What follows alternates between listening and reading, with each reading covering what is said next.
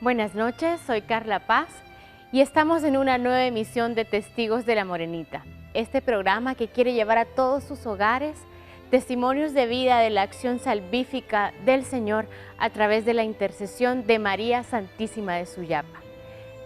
El día de hoy quiero compartir con ustedes la historia de vida de un hombre que ha tenido que viajar a otro país para poder experimentar este milagro concedido por el Señor a través de la intercesión de María de Suyapa. Veamos esta historia.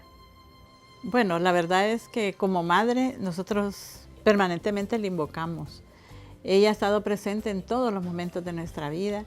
Inclusive tenemos la gracia que 2 de nuestras nietas han nacido, una el 2 de febrero y la otra nació el 12 de diciembre. Para nosotros eso no es una cosa casual, es un acontecimiento que también viene a fortalecer nuestra fe, porque para nosotros es gracia de Dios en nuestra vida, ¿verdad? Como familia. Sí, realmente ha sido parte fundamental en nuestro quehacer apostólico. Y en las actividades apostólicas, colaboramos con varios grupos relacionados con la Virgen María.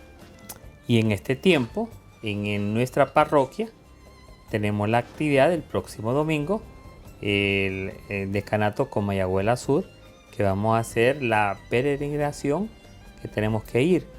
Hace muchos años tuvimos la oportunidad también de peregrinar a donde la Virgen de Medjugorje.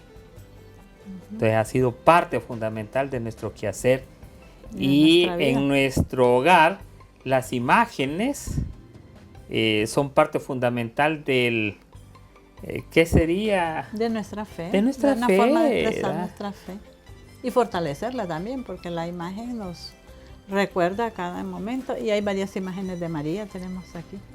Bueno, en una de mis actividades mi actividad de trabajo estaba en Bogotá, Colombia. El día 29, miércoles 29 de julio, yo regresaba al país. Estaba esperando el transporte para el aeropuerto. Me recosté en la habitación del hotel. No sentía ningún dolor, ningún malestar. Lo único que no me podía mover. Ni sentarme en la cama, ni moverme.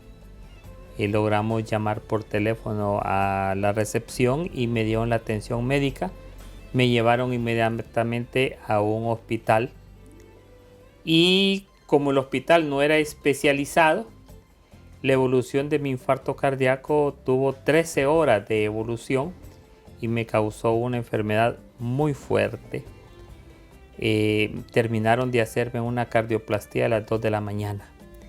Lo interesante es que cuando uno sale, solo da su número de pasaporte y cosas por el estilo, pero un día antes yo había hablado a Radio Católica de Suyapa y era el único teléfono que tenían registrado en el hotel. Llamaron a la radio y contestó el compañero que estaba de turno, Miguel Zúñiga, y le contaron toda mi actividad, que había un hondureño internado con X y X estado de gravedad. Los teléfonos eran eso. Se comunicaron con Martondina, pensaba que era una broma y ella intentó llamar y al siguiente día tuvo que salir para Bogotá a tratar de estar conmigo. Sí, la verdad es que lo estábamos esperando porque tenemos un programa de radio y ya habíamos quedado que él venía y íbamos a participar ahí en la Radio Católica, un programa de pastoral familiar. Entonces, cuando a mí me dieron la noticia, la verdad es que yo lo único que dije, Señor, solo tú. Porque para mí no era lógico que él padeciera un infarto cuando aparentemente su único problema, bueno, no su único, pero el problema medular es la diabetes, ¿verdad?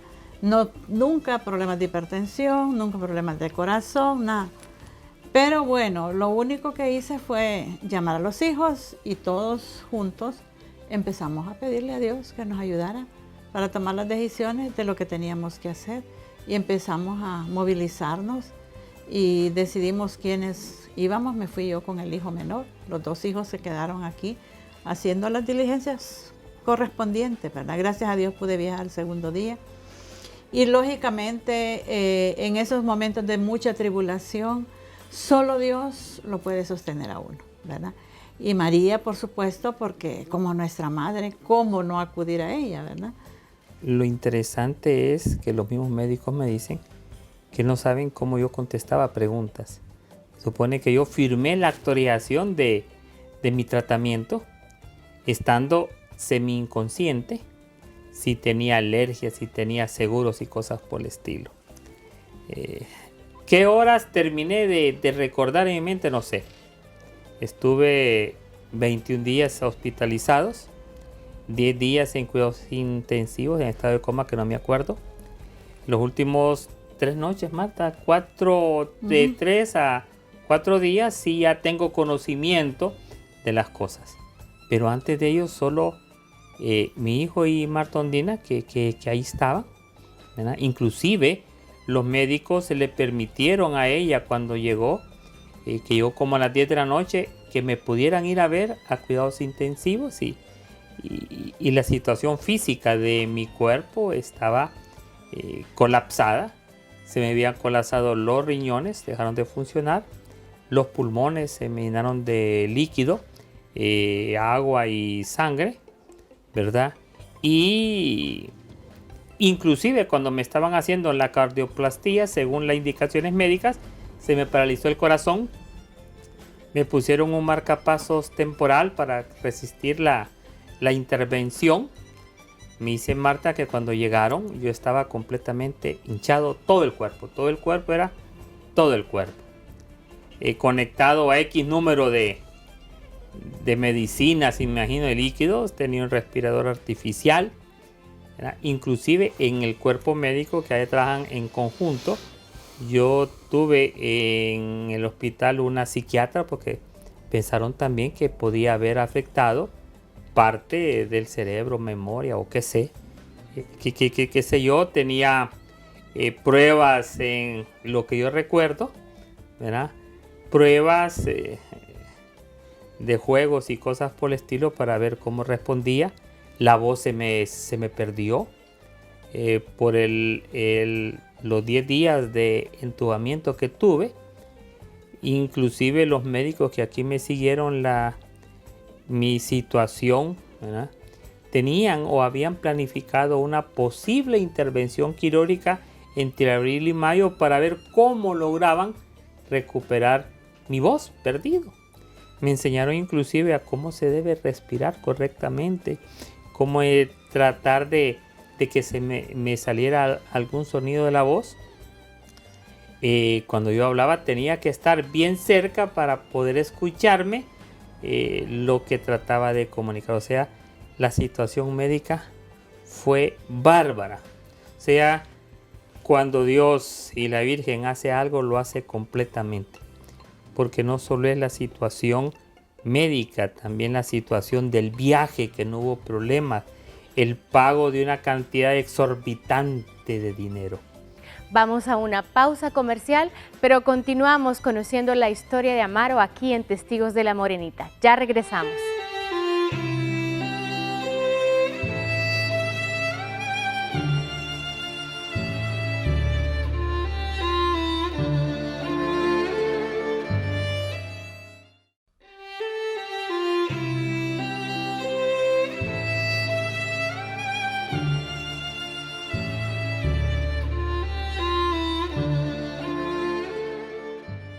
La verdad es que sí, la situación era difícil y pensar en todo era terrible, ¿verdad?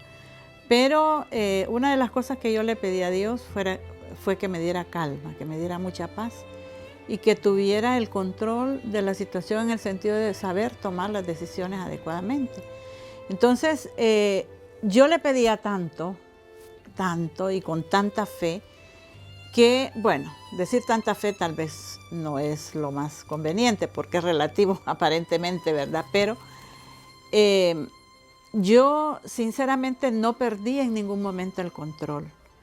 Gracias a Dios, claro, tenía el estado, no era como para estar pues con alegría, pero sí mantuve por lo menos la capacidad de tomar decisiones y sobre todo las tomábamos con el hijo, ¿verdad? El Señor dio la provisión total. Para mí, Él dio la provisión total, ¿verdad? Cuando yo llegué, el estado de salud era tan grave que los dos con el hijo nos abrazamos y llorábamos, ¿verdad? Porque sentíamos impotencia de no poder hacer nada y pues su situación era terrible verlo en las condiciones en que estaba físicamente, ¿verdad? Y sí pensé que en algún momento lo iba a perder. Y eso sí se lo pedí a Dios. Yo le decía, Señor, este es un servidor tuyo y todavía podemos hacer algo más. No te lo lleves, no te lo lleves, no te lo lleves. Esa era mi petición. Déjalo, Señor, déjalo. Yo incluso recurrí al Señor así diciéndole, casi reclamándole, ¿verdad? Mira, Él ha orado por muchas personas y muchas personas tú las has sanado, has escuchado su oración y hoy tienes que escuchar la nuestra, le decía yo. Y bueno, yo me agarré con todo lo que podía, con toda mi alma, con todo mi corazón y mi fe, ¿verdad? Para mantenernos con el hijo.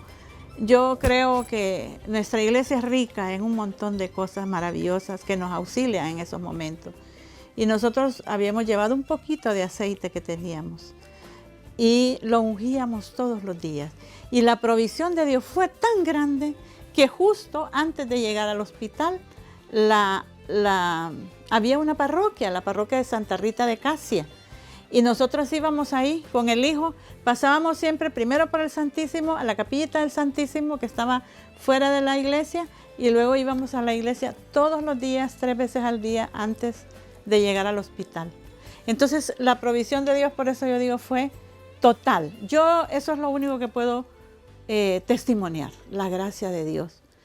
Ahí íbamos, ahí nos consolábamos, ahí llorábamos, ahí orábamos, ahí pedíamos, ahí suplicábamos y ahí recibíamos también, porque algunas veces podíamos recibir la Eucaristía, estar ahí en la Eucaristía, en la celebración de la Eucaristía, dando tiempo para poder ir a visitar a Maro al hospital.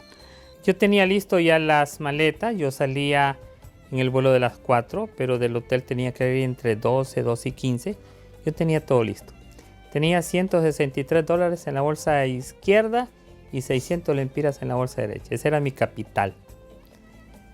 Me hicieron preguntas que sí, ciertas me acuerdo, que si tenía seguro, no, le digo, si tenía, que andaba de fondo, lo que tengo en mi cartera y en el pantalón. Nada más. Que si conocía a nadie. Yo andaba haciendo un trabajo oficial de la República de Honduras en representación del gobierno de Honduras en una actividad de mi trabajo de biodiversidad. Yo conocía el aeropuerto, el lugar, el hotel, nada más. O sea, está usted en un país extranjero sin ninguna posibilidad de que lo visitaran, de que alguien se enterara, absolutamente nada. ¿Qué se me vino a la mente? No le puedo decir porque no me acuerdo.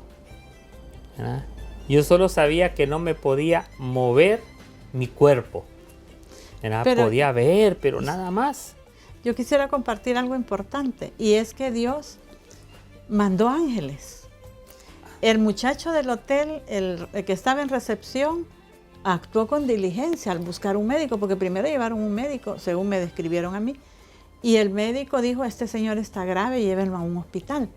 Después, creo que era el gerente financiero de la institución que Amaro lo había invitado a ese trabajo, a ese seminario, creo que era un seminario. Esa persona tomó decisiones, por ejemplo, de llevarlo al hospital, acompañarlo hasta que salió de la cirugía. Al siguiente día nos estuvieron esperando, y no solo él. La hermana Lidia Sousa se dio cuenta de la situación porque inmediatamente todo el mundo empezó a comentarlo y a compartirlo, ¿verdad? Ahora la comunicación es tan fluida que hasta por las redes sociales creo que se comunicó. Y entonces ella habló a unas hermanas escalabrinianas para que nos prestaran auxilio y las hermanas mandaron creo que a unos laicos, a recogernos al aeropuerto para ofrecernos al lugar donde nosotros pudiéramos hospedarnos. En esos momentos en que Amaro lucha por su vida, Dios en su amor misericordioso envía ángeles, ángeles en la tierra que son todos esos seres humanos que nos rodean. Continuemos con la historia de Amaro.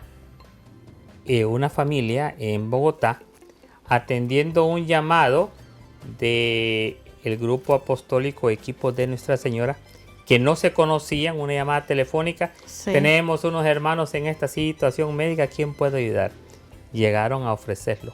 Una pareja. Al siguiente día de Equipos de Nuestra Señora. Sin conocernos. Eso se llama iglesia. Sí. Esa es la unidad de la iglesia. De Dios. Sí, porque ellos no nos conocían a nosotros. Inclusive quien los llamó de aquí no se conocen o no se conocían, ¿verdad? Entonces ellos llamaron porque tienen su red, por supuesto, y esa gente fue fina con nosotros, nos llegó a acompañar, nos daban aliento, nos ofrecieron su casa.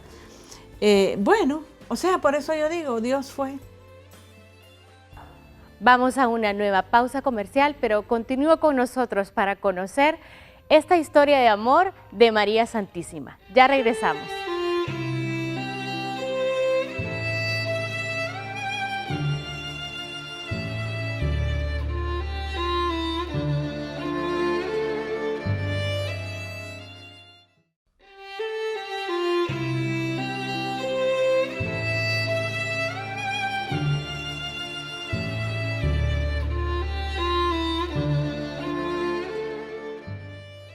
Muchas ocasiones en estos procesos de prueba, esa parte económica también aumenta la dificultad. Veamos cómo Amaro ha podido solventar esta situación con ayuda de María Santísima. Es de 100 millones de pesos colombianos, un poco más de 100. Que equivalen a un poco más de $57,000. Multiplíquelo, más de 1.600.000-700.000 empiras. La providencia de Dios hizo que varios compañeros de trabajo, inclusive uno de ellos es hermano de un obispo aquí en Honduras, empezaron a hacer gestiones con otros compañeros de trabajo, miembros de la Iglesia Católica, y hacer gestiones en las oficinas gubernamentales. Llegaron, creo que hasta la Casa Presidencial, para lograr que el gobierno de la República de Honduras reconociera la deuda, porque yo iba en representación oficial, o sea, no iba de shopping o algo por el estilo, ¿verdad? Iba representando al Ministerio de Energía, Recursos Naturales y Ambiente, y estábamos 36 países en esa reunión, y a raíz de eso se comprometieron, llegó la vicecónsul de la embajada, a negociar con la institución que había absorbido la cuenta con la intención. Según ellos, lo que explicaron, nosotros esperábamos que su gobierno reconociera, porque usted no venía en forma particular, sino en representación de él. Pero la providencia de Dios, hasta en esos aspectos que podemos decir materiales, eminentemente materiales, tomó a alguien una decisión de enfrentar una deuda y empezar a pagar sin el visto bueno de nadie, sin que alguien le dijera, mira, si vos haces, yo te voy a reconocer, ¿verdad? Y era una persona, cuando lo conocí, ¿verdad?, no era ni cristiana. Inclusive yo había comprado unos libros en el Minuto de Dios en Bogotá, y un libro muy interesante que me dice Marta, que le ayudó mucho, que las sanaciones y los milagros no suceden cuando uno llora, sino cuando uno ora. Entonces, cualquier persona puede decir eso es intrascendente. Para nosotros es parte fundamental de una fe y de la providencia de un Dios misericordioso. Sí. Se lo regalamos a él, mire, yo sé, él me dijo, no, tenga, se lo regalo. Y tuvimos que comprarlo de nuevo. Sí, la verdad es que ese libro, por eso le digo que yo veo que Dios fue espléndido. a mí me entregaron las cosas de Amaro, ¿verdad? Las maletas, y me entregaron ese paquete de libros que los tenía así. Y encima, el primer libro que estaba, ese libro que es un libro del padre Hoyos, de Hoyos. Entonces, cuando yo vi el libro, para mí fue una respuesta de Dios. Y le dije a mi hijo, mira, le digo yo. Y entonces, claro, lo devoré, ¿verdad? Por supuesto, porque lo necesitaba. Entonces, Dios cuidó de las cosas mínimas. Por eso yo sí tengo la certeza que cuando uno le entrega de verdad a Dios, porque yo no tenía a quién más acudir, a quién, si ni siquiera en ese momento conocíamos a nadie. Entonces vi cómo hubo ángeles que estuvieron oportunamente apoyándonos, vi cómo Dios, cada cosa para mí era como que las había ordenado, ¿verdad? Y yo le daba gracias dentro de todo, porque nos permitía vivir ese acontecimiento. Para mí era una gracia de Dios. Siempre lo sentí así. Y mi hijo, con algunos momentos en los que yo empezaba a flaquear, él me decía, mamá, ¿dónde está tu fe? ¿Verdad? Dios no nos va a abandonar. Él nos ama. Tenés fe, tenés fe. Entonces, o sea, hasta eso. La Dios promesa cuidó. que hizo Marta Y los a Dios hijos también. vamos a ir, era a visitar a la Virgen de Suyapa, En pero no familia. solo como pareja, Así sino vamos a ir con nuestros hijos y nuestros 4 nietos, ¿verdad? Los mismos médicos que nos atendían y 2 enfermeras que conocían la situación de mi llegada, el cardiólogo me decía, mire, según las estadísticas que tenemos en este hospital que se llama Clínica Country, una especialización en el corazón, de 10 casos parecidos, no tan graves como el suyo, sobrevive estadísticamente una persona. Usted es esa persona, por lo tanto nosotros creemos que usted es un milagro, porque su situación médica era tan complicada, primero que no sabían si iba a resistir la intervención, y después tenían, ¿cómo les llama la palabra que utilizan ellos? Un diagnóstico reservado. En mi recuperación estuve cabal 10 días conectado a X número de medicamentos y un montón de suplementos, supongo, ¿verdad? En eso. Y después me pasaron, estuve 11 días más, pero de los cuales solo me acuerdo de los últimos 4. Los anteriores, si contestaba las preguntas que me hacía Marta o platicaba, se me borró. Todos los hermanos que se dieron cuenta por la radio católica que oraban y pedían oración, y la gente participaba y oraba. A nosotros cantidad de personas que hemos encontrado nos han dicho, todavía sigo orando por Amaro, todavía sigo orando por Amaro. Y por la familia también, porque ellos decían pues que el Señor nos fortaleciera, ¿verdad? Y entonces la verdad es que esos acontecimientos nos unen, ¿verdad? Y nos sirven para fortalecer no solo nuestra fe, sino de las personas que conocen del caso. Todos los que se enteran, yo creo que en algún momento de tribulación podrían decirle al Señor, mira, así como le ayudaste a esta familia, también a la nuestra, ¿verdad? Y yo siento que sí, y percibía la unidad de la iglesia. Mire, el hecho de que no me haya descontrolado, digamos, de manera extrema ante esta situación y que no haya perdido la fe, eso es la oración de la gente. Eso era nuestra fuerza, eso es lo que nos sostenía. Yo tengo esa convicción. Independientemente de lo que otras personas piensen, esa es mi fe. Que la gracia de Dios estaba manifestada ahí.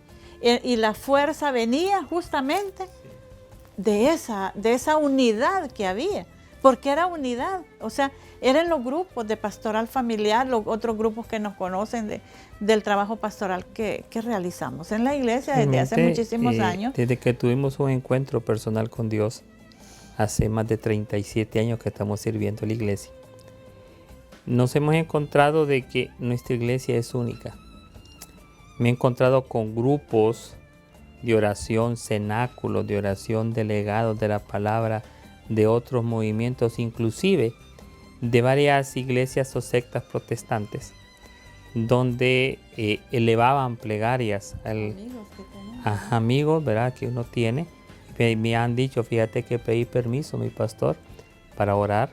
Sé que muchas parroquias, iglesias, varias eucaristías, lo colocaban ahí mi nombre y mi situación médica para que Dios derramara sus bendiciones.